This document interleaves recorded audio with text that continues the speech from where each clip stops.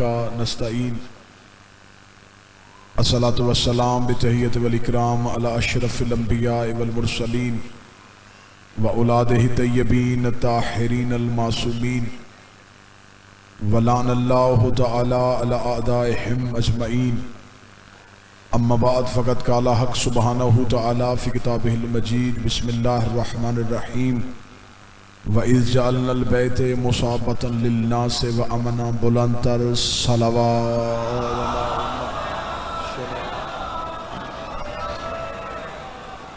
دعا ہے مالکان عزت بارگاہ عزت میں آئے ہوئے ہر صاحب عزت کی عزت کو محفوظ فرمائے، آقا زادی اس بہترین جشن کا بہترین اجر عطا فرمائے۔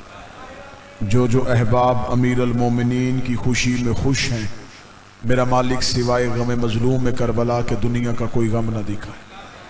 میرا مالک بانیان جشن حاضرین جشن کی توفیقات میں اضافہ فرمائے، آخری سانس تک عقیدہ حق عقیدہ ولایت پہ استقامت نصیب فرمائے، موت کی ہچکی ہو زبان پہ ورد علی ولی اللہ جاری فرمائے۔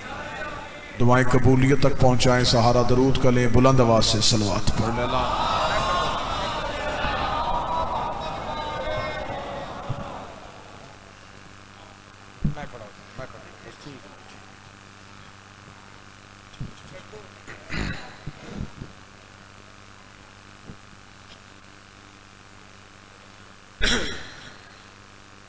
اجازت ہے ذکر شروع کیا جا سکتا۔ سب سے پہلے میں تمام شیعہ سنی احباب کو امیر المومنین کے دنیا کے ظاہری ظہور پہ ہدیہ مبارکباد پیش کرتا ہوں۔ بسم اللہ۔ آپ تمام احباب کی طرف سے اس ذکر کے حقیقی وارث مالک فرزند سرکار قائم کی بارگاہ میں ہدیہ تبریک پیش کرتے ہیں۔ لاکھ شکر ہے اس اللہ کا جس نے بنایا اپنے لیے تھا، دے اس نے ہمیں دیا۔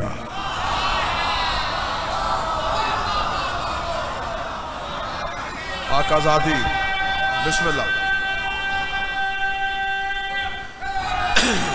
یا علی مالک حسین عزت عطا فرما۔ 13 رجب منت والا دن تو ہے ہی نہیں کہ آج کے دن بھی مومن سے گزارش کی جائے کہ وہ توجہ کرے یا وہ چہرے پہ مسکراہٹ لائے۔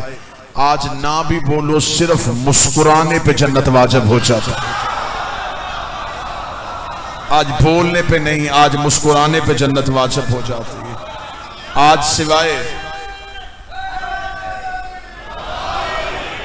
آج سوائے منکر کے ہر کوئی خوش ہے۔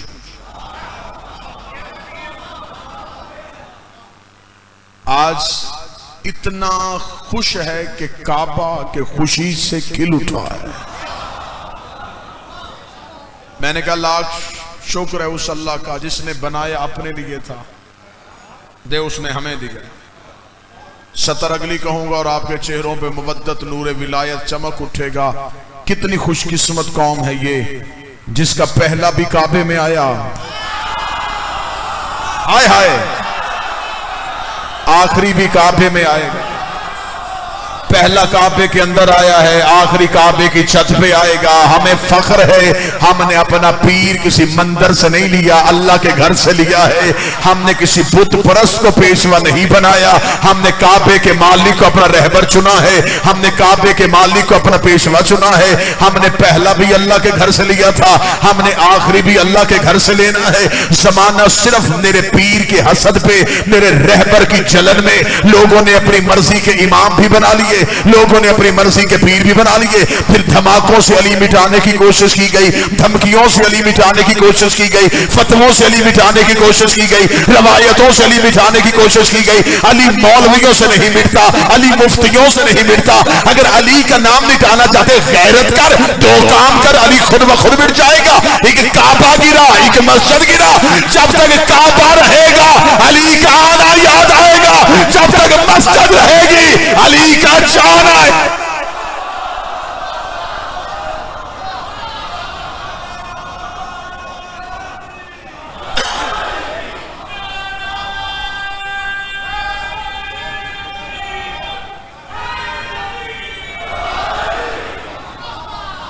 متوجہ سرکار،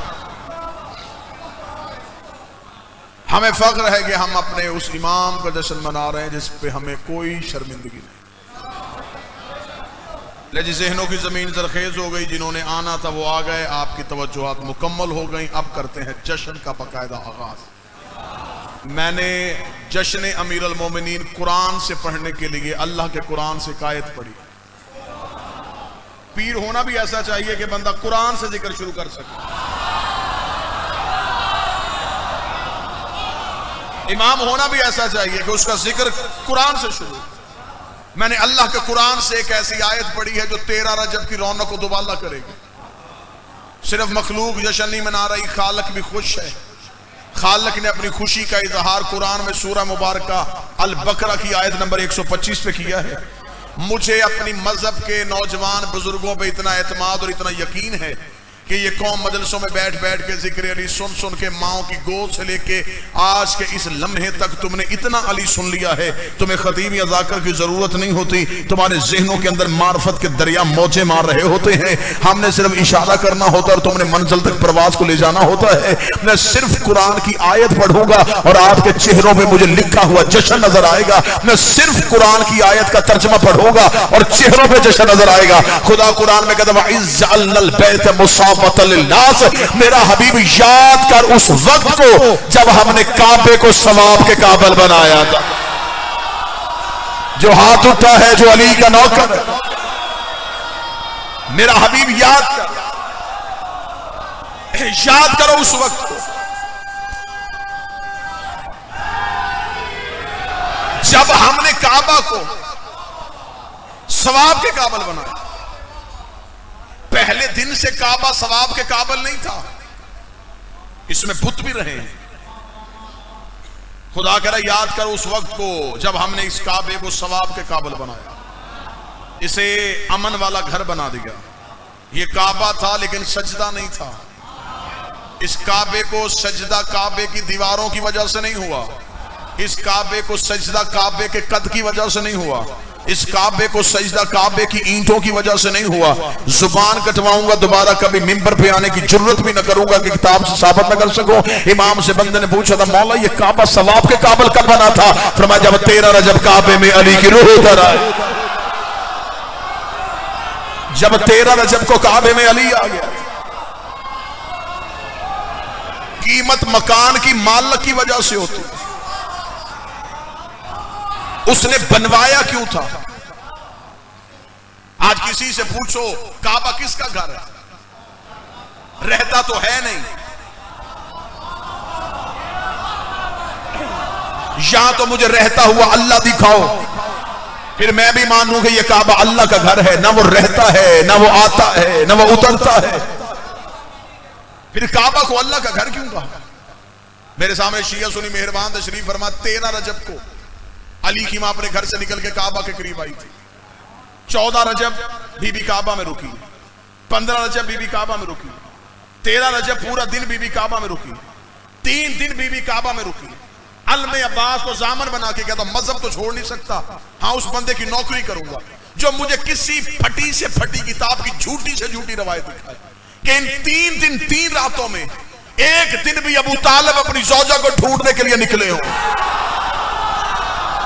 مجھے زیارت کرنی ہے اس چہرے کی جس کے دل پہ علی ہے۔ 3 دن 3 راتیں بی بی گھر نہیں آئی، کسی گھر کا بچہ گھر نہ آئے تو گھر والوں کو پریشانی ہوتی ہے۔ اتنی باعزت بی بی گھر سے نکلی اور واپس گھر نہیں آئی، نہ رسول نکلے نہ ابو طالب نکلے، ابو طالب بھی گھر بیٹھے رہے، رسول بھی گھر بیٹھے رہے، بی بی آئی بھی رات کی تاریکی میں نہیں دن کی روشنی میں تھی۔ مکے والوں نے بی بی کو نکلتے بھی دیکھا، مکے والوں نے بی بی کو گزرتے بھی دیکھا، دیوار کعبہ کے قریب رکتے بھی دیکھا، کعبہ سے گفتگو کرتے بھی دیکھا، دیوار کو پھٹتے بھی دیکھا، علی کی ماں کو اندر جاتے بھی دیکھا، دیوار کو ملتے بھی دیکھا۔ آپ کیا سمجھتے ہیں کہ مکے والوں کے لیے یہ بات پرانی تھی؟ یہ بالکل نہیں تھی۔ اس گھر کی دیوار کبھی پھٹی نہیں، اور یہ بی بی گھر کے اندر کیوں چلی گئی؟ لوگ ہانپتے کانپتے ابو طالب کے دروازے پہ آئے، ابو طالب کے دروازے پہ دستک دی، دستک دے کے کہتے اٹھ رئیس سے مکہ، اٹھ متولی کعبہ، تیری بیوی گھر سے نکل کے اس گھر کے قریب گئی ہے اور دیوار پھٹ گئی ہے، تیری بیوی گھر کے اندر چلی گئی ہے اور دیوار مل گئی ہے۔ ابو طالب دروازہ بند کر کے مجھے بتانے کیوں آئے ہو؟ یا بلانے والا جانے یا جانے والی جانے؟ یا میزبان جانے یا مہمان؟ 3 دن بی بی اللہ کے گھر میں بیٹھی رہی. مکہ میں نہ دن کو سکون، مکہ میں نہ رات کو سکون. دن والے رات والوں سے پوچھتے، رات والے دن والوں سے پوچھتے وہ بی بی آئی کہ نہیں آئی، وہ بی بی آئی کہ نہیں آئی، وہ بی بی آئی کہ نہیں آئی، وہ بی بی آئی کہ نہیں آئی. آخر 16 رجب کو مکے کے سردار اکٹھے ہو کے اللہ کے دروازے پہ گئے. انہوں نے اللہ کے دروازے پہ جا کے دروازے پہ دستک دینی شروع کی. ادھر انہوں نے اللہ کے دروازے پہ دستک دی، ادھر سے اللہ کی آواز آئی، اٹھ علی کی ماں. میں بھی 3 دن اسی انتظار میں تھا، وہ لمحہ آ گیا ہے. بندوں نے میرے دروازے پہ دستک دی ہے، انہیں دروازہ کھول کے علی دکھا. بی بی نے کہا گھر تیرا دروازہ میں کیوں کھولوں؟ خدا نے کہا دنیا کو بتانا چاہتا ہوں جب اللہ کے دروازے پہ دستک دی جائے اندر سے چلی نہیں آتا، اندر سے علی. سارے بولو ہاتھ کھول کے حیدری.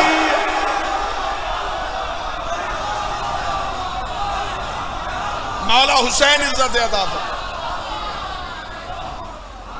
جب اللہ کے دروازے پہ دستک دی جائے اندر سے جلی نہیں آئے گا، اندر سے علی آئے گا. میرا سنی بھائیوں، ہم مانگتے اللہ سے ہیں. بندے ہم پہ اعتراض کرتے تھے یا علی مدد، یا علی مدد، یا علی مدد. اللہ سے کیوں نہیں مانگتے؟ میں بتاتا ہوں. فقیر کا کام ہوتا ہے دروازے پہ دستک دینا. اندر سے جو بھی آئے اس کے آگے ہاتھ پھیلا دینا. فقیر دروازے پہ بیٹھ کے یہ نہیں کہتا کہ فلاں آئے گا تو اس سے مانگوں گا. اس کا کام ہے دروازے پہ بیٹھ جانا. اندر سے جو بھی آئے اس کے آگے ہاتھ پھیلا دینا. جو بھی آئے اس کے آگے ہاتھ پھیلا دینا. ہم پہ فتوے نہ لگاؤ، ہم اللہ کے دروازے پہ مانگ نہیں گئے تھے. اس کے گھر سے سوائے علی کے کوئی آیا ہی نہیں.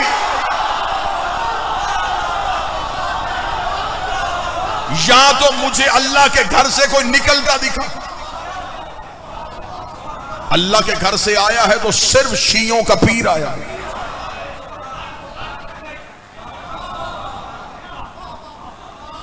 ہم علی ولی اللہ لطف لینے کے لیے نہیں پڑھتے، توحید کو سمجھنے کے لیے پڑھتے.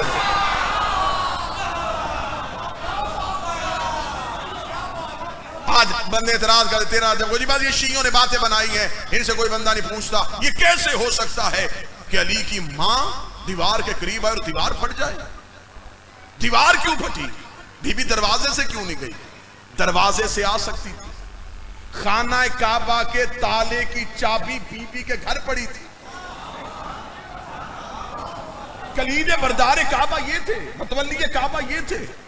حضرت ابو طالب کے گھر کعبے کی چابی پڑی تھی. لیکن آج بی بی چابی لے کے نہیں گئی، دیوار کے قریب آئی، دیوار پھٹ گئی. اللہ نے قرآن منوانا نہیں تھا؟ اگر دیوار نہ پھٹتی خدا کے قرآن کی ایک آیت کا ترجمہ نہیں ملنا تھا. خدا نے قرآن میں دعویٰ کر دیا تھا اگر اس قرآن کو پہاڑوں پہ نازل کرتا. مہربانی کرو، احسان کرو. پہاڑ اس کی ہیبت سے ریزہ ریزہ ہو جاتے. آج کوئی مولوی تم سے پوچھ لیتا کہ اللہ نے قرآن میں کہا ہے کہ اگر پہاڑوں پہ نازل کرتا پہاڑ ریزہ ریزہ ہو جاتے. تمہارے گھر کی آج تک الماری نہیں ٹوٹی. بتاؤ وہ کون سا قرآن ہے جو پہاڑوں کو ریزہ ریزہ کرتا ہے؟ تمہارے پاس کوئی جواب نہیں. ہم ہاتھ پکڑ کے کعبہ کو رکن یمانی دکھا کے بتائیں گے علی بچہ بن کے نہیں آیا تھا، قرآن بن کے.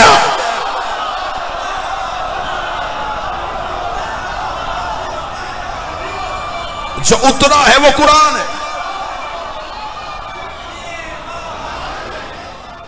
جو ہمارے گھروں میں پڑا ہے یہ لفظوں والا قرآن ہے. میں جملہ بڑا خوبصورت جملہ دینے لگا، بڑا خوبصورت جملہ، بڑا خوبصورت جملہ. علی لفظوں میں کھلے تو قرآن بنتا ہے. قرآن جسم میں آئے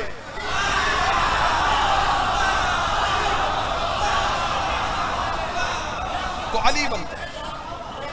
قرآن منبر پہ لے کے اللہ کے قرآن میں ایک آیت ہے. خدا قرآن میں کہتا ہے کہ میرے قرآن کے اندر ایک کتاب مکنون ہے. فی کتاب مکنون، ایک چھپی ہوئی کتاب ہے اور ہے قرآن کے اندر، لا یمسہ الا المطہرون، اسے سوائے طاہرین کے کوئی چھو نہیں سکتا۔ آج تک مولویوں سے اس آیت کی تفسیر ثابت نہیں ہوئی۔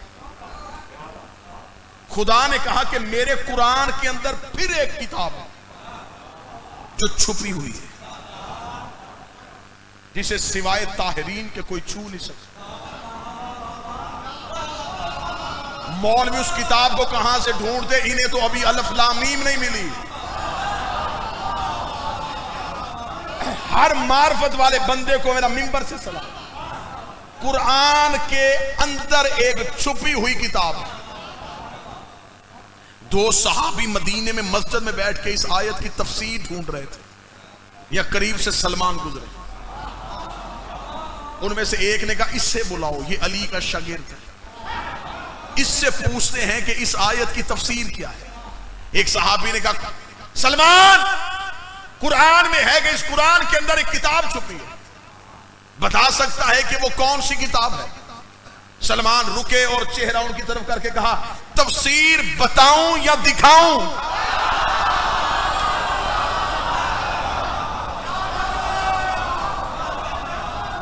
میں تمہیں قرآن کی تفسیر بتاؤں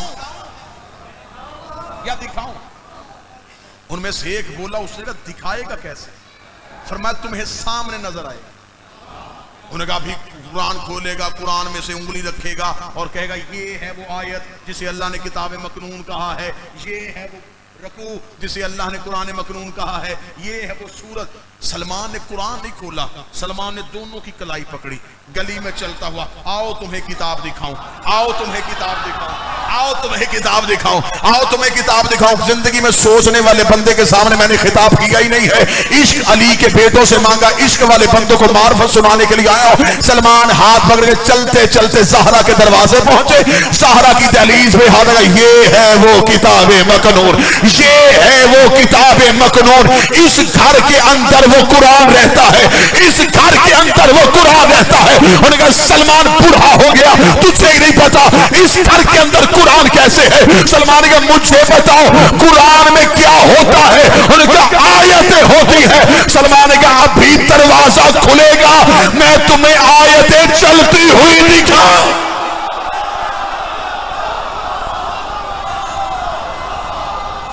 سارے بولو ہاتھ اٹھا کے حیدری۔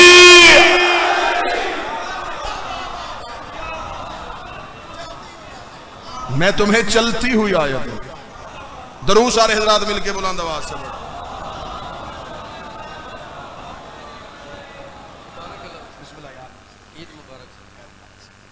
واجب الاحترام، قابل سعادت احترام، عزت مآب، آپ کے میرے پسندیدہ ترین ذاکر، اصل جشن والے ذاکر، پڑھے لکھے بھی، معیاری گفتگو، معیاری شاعری، بہترین تلفظ، بہترین ادائیگی، بہت بڑے باپ کے عظیم بیٹے۔ آج کی اس خوشی کے صدقے میں میرا مالک ہمیشہ کی خوشیاں نصیب کرے، حاسدین کی حسد سے بچائے، شریروں کے شر سے بچائے، دشمن کی نظر سے بچائے، ہر علی ولی اللہ پڑھنے والا ہمیشہ کے لیے سلامت رہے، اپنے شاگرد، اپنے سوزیوں، اپنے خاندان، دوست احباب کے ساتھ قائم کے ظہور تک آباد رہے۔ سلمان نے کہا آؤ میں تمہیں چلتی ہوئی آیتیں دکھا۔ علی قرآن بن کے کعبے کی دیوار پہ آیا۔ چلیں آیت آگے چلتی ہے، اسی آیت کو مکمل کرو، میں آپ کو سلام کروں۔ خدا کہتا ہے آہدنا ابراہیم و اسماعیل، ہم نے وعدہ لیا تھا ابراہیم اور اسماعیل سے، ان طاہر بیتی، تم دونوں باپ اور بیٹے نے میرے گھر کو پاک کرنا ہے۔ میں نے وعدہ کیا تھا میں قرآن سے جشن پڑھوں گا، ایک آیت اور اس میں پورا جشن بن گیا۔ خدا کہتا ہے میں نے ابراہیم اور اسماعیل سے وعدہ لیا تھا کہ تم دونوں نے صرف میرے گھر کو پاک رکھنا، طاہرہ بیتی، میرے گھر کو صاف رکھنا۔ میرے مالک کیوں رکھے صاف؟ تو نے آنا ہے، تو نے رہنا ہے۔ خدا نے کہا نہیں، للطائفین العاکفین ورکع السجود، اس گھر کو پاک کرو، اس میں طواف ہوگا، اس گھر میں رکوع ہوگا، اس گھر میں سجدہ ہوگا، اس گھر میں اعتکاف ہوگا۔ یہ 4 لفظ قرآن میں نہ ہو، میں تمہارا نہیں اللہ کا مجرم۔ اب بھی قرآن منبر پہ لے کے آؤ، خدا نے کہا ابراہیم اور اسماعیل میرے گھر کو پاک کرو، صاف کرو، اسے ذرا اچھی طرح سجاؤ۔ یہاں 4 کام ہونے ہیں: طواف، رکوع، سجدہ، اعتکاف۔ اب میرا شیعہ سنی مجمع مجھے بول کے بتائے، طواف کعبے کے اندر نہیں ہوتا، باہر۔ خدا نے کہا گھر کو اندر سے پاک کرو، جب طواف اندر ہونا ہی نہیں تھا،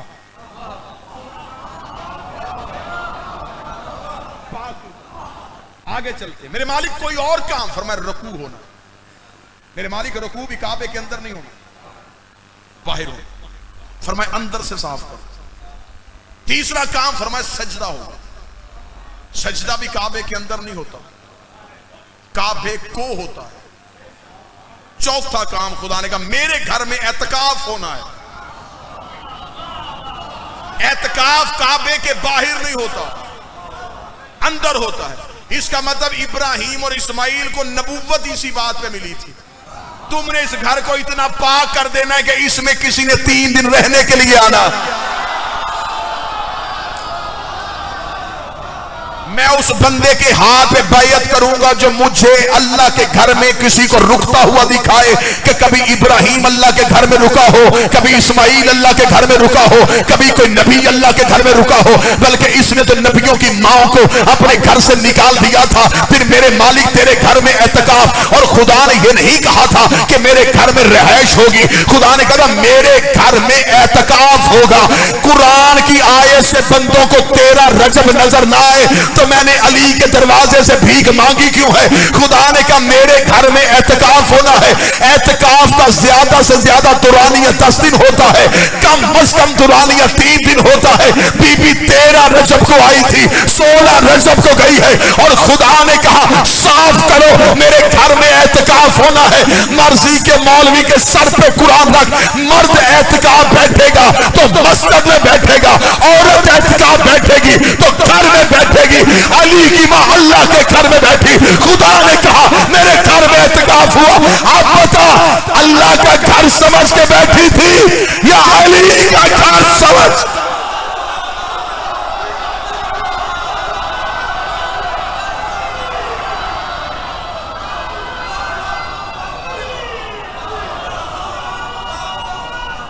بسم اللہ۔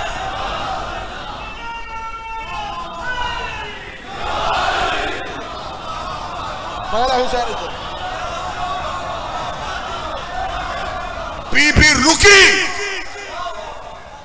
خدا نے کہا میرے گھر میں اعتکاف ہوا، میرے گھر میں کوئی رکا ہے، بس اس رکنے کے لیے 4 دیواری بنوائی تھی۔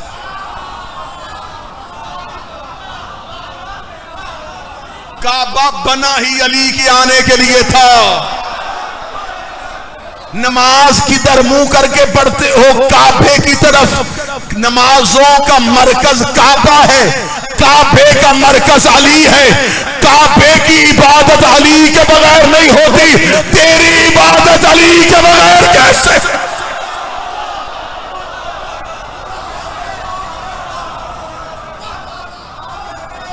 اہل سنت کتابوں سے یہ حدیث نبوی دکھانے کے لیے تیار ہے۔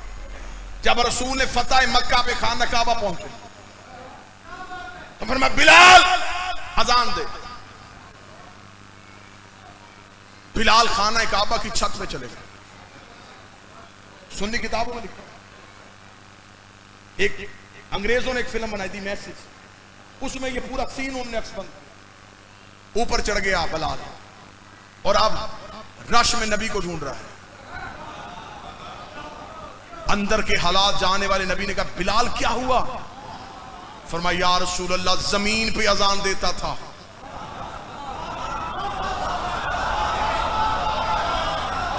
منہ کعبے کی طرف کرتا تھا، پھر کعبے کی چھت پہ دیا، ایسے اذان دوں؟ علم عباس گواہ ہے، نبی کا جو فرمان ہے وہ کتابوں میں آج بھی درج ہے. نبی نے اونچی آواز میں کہا مجمع میں ڈھونڈ علی کہاں ہے.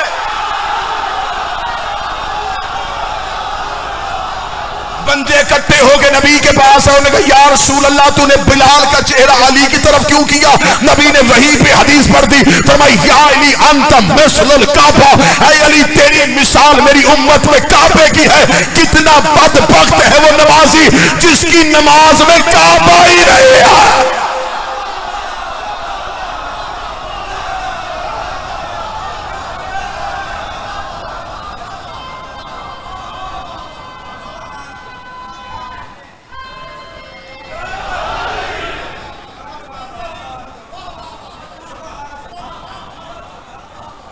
عشق آزماؤ علی سے.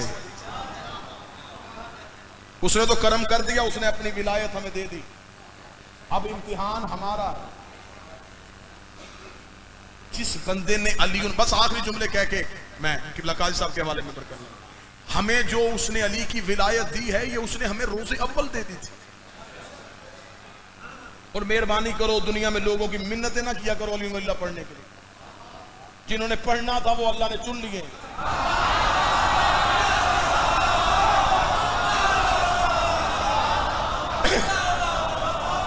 ایویں ٹائم ضائع نہ کرو بندوں سے جا کے منتیں دی، دیکھ علی کی ولایت یہاں پہ، علی کی ولایت یہاں پہ، علی کی ولایت یہاں پہ. نہیں، جس نے کتاب دے کے علی مانا تو پھر کیا مانا. علی تو ماؤں کی گود میں واجب ہو جاتا ہے. علی تو یوم الست روز اول اللہ نے روحوں کو چن لیا تھا، جسے اللہ نے علی کی ولایت سے سرفراز کر دیا. پھر ہمیں اب دنیا میں دشمنوں میں بھیجا ہے علی کی ولایت کے امتحان کے لیے. ادھر سے خطرے، ادھر سے پریشانی، ادھر سے گالی، ادھر سے قطع تعلقی. یہ ساری چیزیں جب دیکھو تو سمجھ لینا علی تمہیں قریب کر رہا.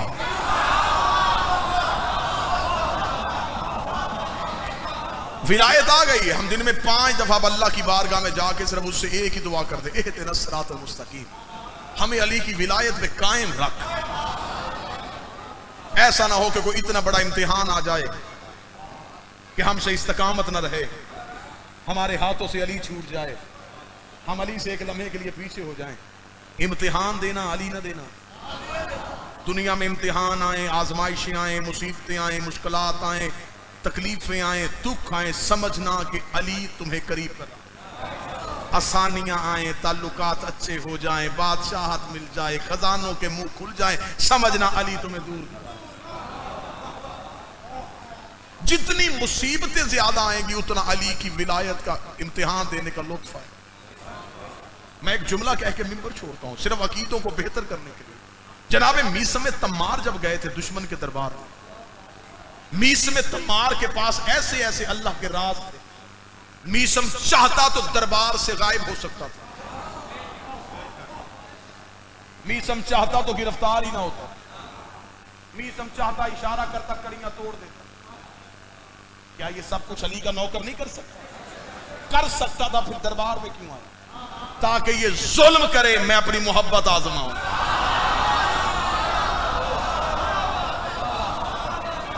کہ میں علی کے ساتھ کتنا مخلص ہوں. جان بوجھ کے علی کے نوکر دشمن کو، طوفان کو للکارتے تھے کہ ادھر سے طوفان آئے اور میں اپنی جرت آزماؤں. تنہا کھڑا ہے دشمن کے دربار میں. جملے کتاب کے بالکل بے آئینے ہی نہ ہو تو ممبر پہ آنے کا ایک لمحے کا لیے میرے مالک مجھے اجر عطا فرمائے. یوں قیدی کھڑا ہے اور حاکم نے، بادشاہ نے دیکھے گا علی چھوڑ دے. میثم نے یوں اس کی طرف دیکھا، بکواس بند کر.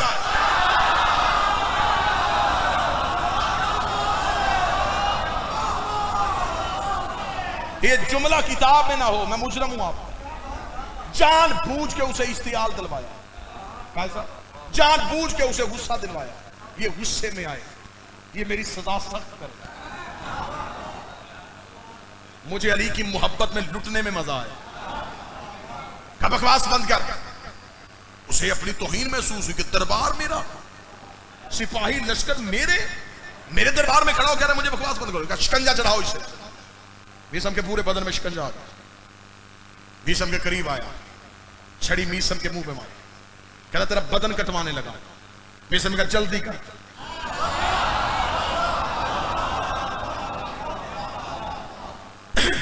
इसने सिपाही से कहा पहले इसकी उंगलियां काटो, अभी पता चल जाएगा इश्क कितना है। जो मीसम आपने सुना मैं वो नहीं सुनाने आया, इसकी उंगलियां काटो। यूं शिकंजे में सब उंगलियां थी। जलाद ने तलवार निकाल के 4 उंगलियां काट ली, उंगलियां कट के जमीन पे गिरी। मीसम ने दूसरे हाथ से अपनी उंगलियां उठाई, उंगलियों को देखा, चूमा, आंखों से लगाया, रोना शुरू कर दिया। मीसम की आंख में आंसू आया, कहका मार के हाकम कहने लगा अब देखा, सिर्फ 4 उंगलियां कटी, अब छोड़ेगा अली को। अब आंखों में आंसू आ गए, अब रो रहा है, अब तकलीफ हो रही है। करीब जाकर लगा मैंने सिर्फ उंगलियां इसलिए काटी थी, मुझे खबर थी तुझसे इतनी सी तकलीफ बर्दाश्त नहीं होनी, अभी 4 उंगलियां कटी और तेरी मोहब्बत गायब हो गई। कहां गया तेरा इश्क अली के साथ? अब बता अली को छोड़ेगा कि नहीं छोड़ूगा? नहीं सुनेगा। तू क्या समझ रहा है मैं उंगलियों के कटने की वजह से रो रहा हूं? उसका फिर किस लिए रो रहा है? उसका मैं तो उंगलियों को इसलिए चूम चूम के रो रहा हूं कि इतने अरसे से मेरे साथ रहती थी, मुझे इतना भी नहीं पता था, ये तो इश्क में मुझसे भी आगे चली गई।